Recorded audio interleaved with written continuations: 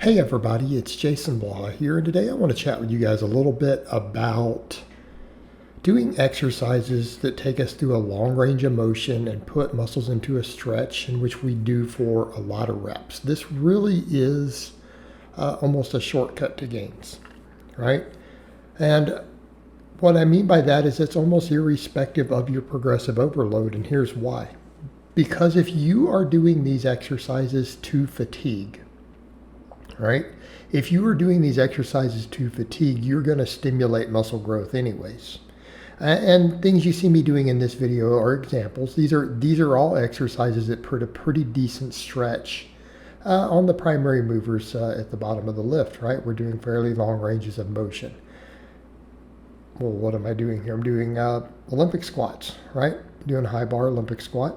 Puts a good stretch on the quads at the bottom. I'm doing pause benching with a flat back, pull-ups, most of the reps from my dead hang at the bottom. Dumbbell rows.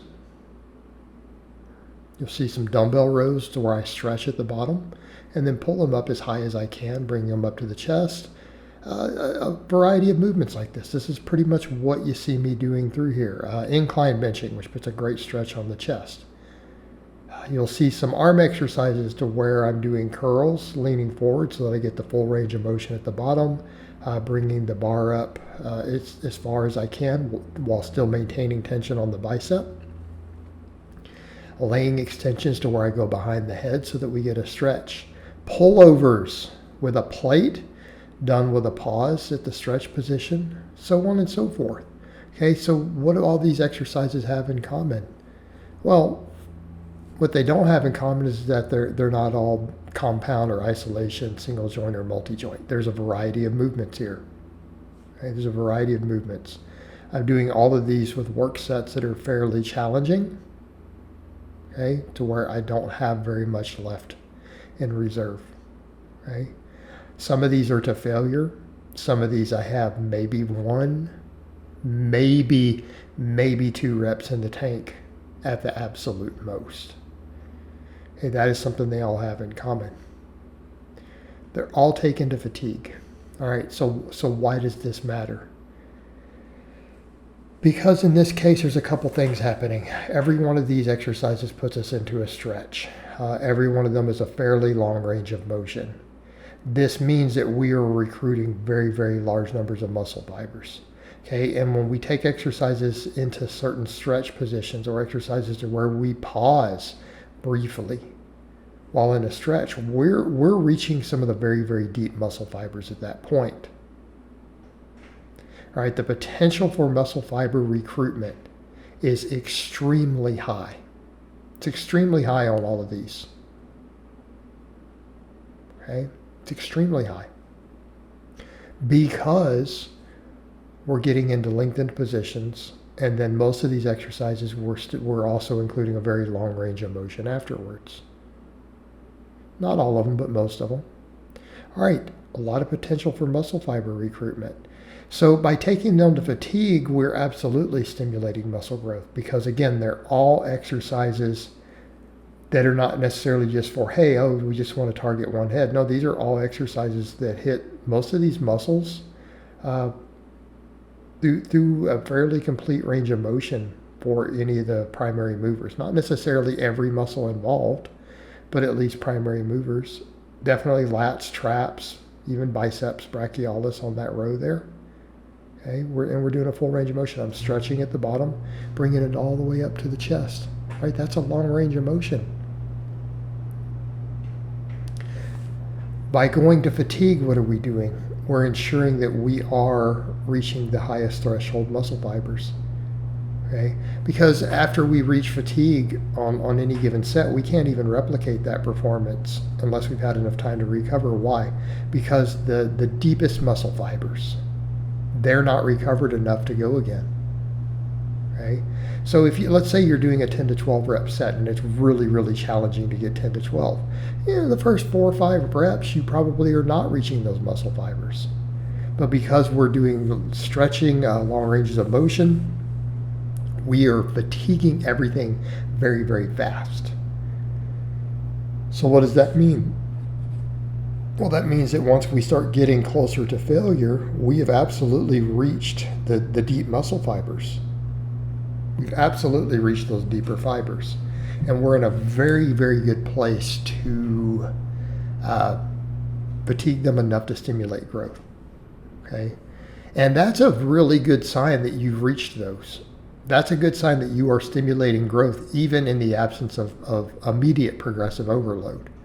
Because if we need several minutes, if you can't replicate that set without 3 minutes of rest, like let's say you get to that 10 or 12 reps and you need a full 3 minutes before you can repeat that again, that is absolutely a high quality set.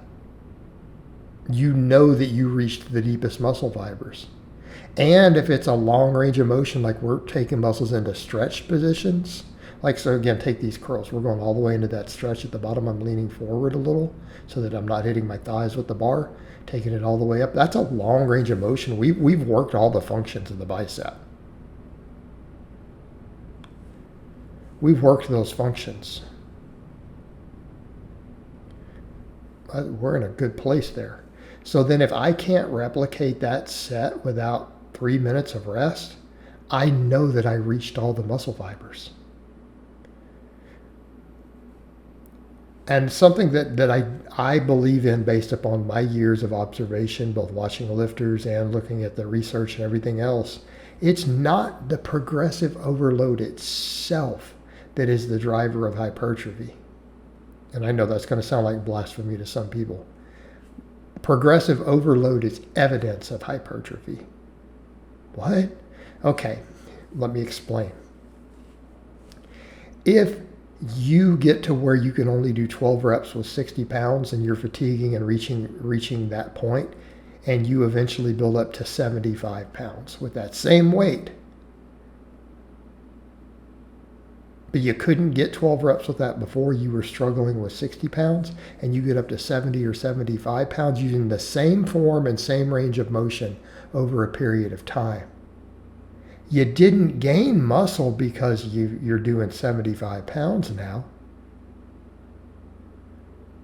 You're able to do the 75 pounds because the muscle got bigger. So the example, let's say the bicep curl there. Let's say you're doing that really long range of motion like I'm doing, and you're doing it pretty strict. Without the muscle growing, you won't reach 70 or 75. So you have to grow from those 60-pound sets before you'll be able to get to 65 or 70 for the same reps. The progressive overload is evidence that you grew. The fatigue, right, the quality work sets that you did to where you had to dig in, you had to have breaks to even be able to replicate them. You start losing reps otherwise. You try to do 2 minutes and you're only doing 9 reps instead of 12 and failing. All right, you know that you generated fantastic amounts of hypertrophy, especially on a long range of motion exercise. It takes time for the muscle to build.